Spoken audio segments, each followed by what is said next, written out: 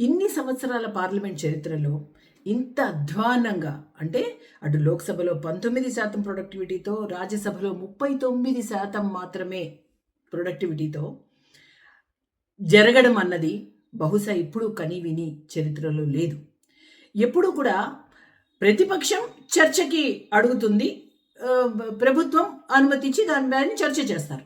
ఈసారి విడ్డూరం ఏంటంటే ప్రభుత్వమే చర్చించండి, చర్చ చేసుకుందాము అంటే ఏదైతే ప్రతిపక్షం మాకు చర్చ కావాలి, చర్చించండి, మాకు చర్చ కావాలి అనే ప్రశ్నించి వచ్చిన వాళ్ళు, ఏదైతే నీట్ పేపర్ లీక్ పరీక్ష గురించి వాళ్ళు అన్నారు, వాళ్ళు అడిగినవన్నీ కూడా మనం యువత ఆ విధంగా ధర్నా చేసినప్పుడు యువత ముందు ఇబ్బంది పడకూడదు మన దేశంలో అని చెప్పి వారు ఏదైతే అడిగారో, ఏదైనా సరే వాటి గురించి చర్చ జరగాలి అని చెప్పి వారు అడిగిన డిమాండ్స్కి యాక్సెప్ట్ చేసి ఎడ్యుకేషన్ మినిస్టర్ రిజైన్ చేయాలి అన్నప్పుడు వెంటనే ధర్మేంద్ర ప్రధాన్ గారు రిజైన్ చేసిన తర్వాత పార్లమెంట్ సెషన్స్ అప్పుడైనా సజావుగా జరుగుతాయేమో అని అనుకున్నారు. కానీ the opposition head Rahul Gandhi గారు అసలు చర్చనే జరగకుండా ఎప్పుడు చూసినా ప్రజాస్వామ్య విలువలు, రాజ్యాంగ పుస్తకాన్నే వేలాడి తీసుకుంటూ తిరుగుతారు.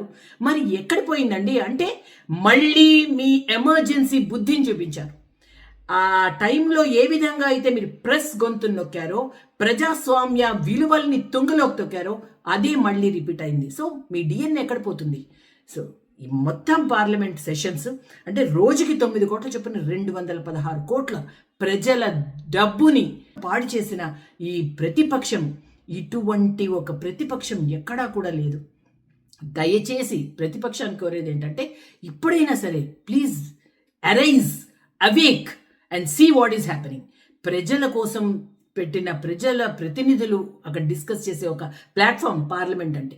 సో ఖచ్చితంగా అటువంటి ఒక డిస్కషన్ జరగాలి అని ప్రభుత్వం కోరుకున్నా సరే చేయనివ్వకుండా ఒక ఆపేసిన ఒక ప్రతిపక్షాన్ని చూస్తే నిజంగా ప్రజల దృష్టిలో ఈరోజు మీరు ఎంతగా దిగజారిపోయారు అంటే ప్రజలకు కావాల్సిన సమస్యల గురించి ఈ పార్లమెంట్లో డిస్కస్ చేయాల్సిన ఒక విలువైన సమయాన్ని వృధా చేసింది ప్రతిపక్షం.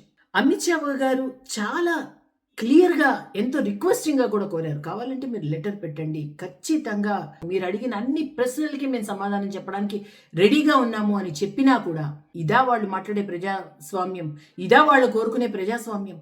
మీరు అడిగితే చర్చకు తయారవ్వాలి, మీరు అడిగి చర్చ కూడా చేయనివ్వకపోతే మీ యొక్క బ్యాడ్ ఇంటెన్షన్ అక్కడ కనిపిస్తోంది కదా. ఖచ్చితంగా ప్రజలు ఇవన్నీ కూడా గమనిస్తున్నారు.